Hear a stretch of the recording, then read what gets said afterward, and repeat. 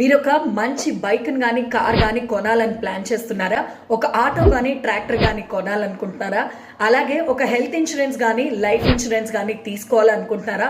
అలాంటి వాళ్ళకి ఇదే కరెక్ట్ టైం. ఎందుకంటే జిఎస్టీ రేట్లు బాగా పడిపోయాయి. ఫర్ ఎగ్జాంపుల్గా 1200 సీసీ కన్నా తక్కువ ఉన్న పెట్రోల్ కారు 28% నుంచి 18% జిఎస్టీకి పడిపోయిందనమాట. 1500 సీసీ కంటే తక్కువ ఉన్న డీజిల్ కార్స్ కూడా 18% జిఎస్టీకే మీకు ఇప్పుడు వచ్చేస్తుంది.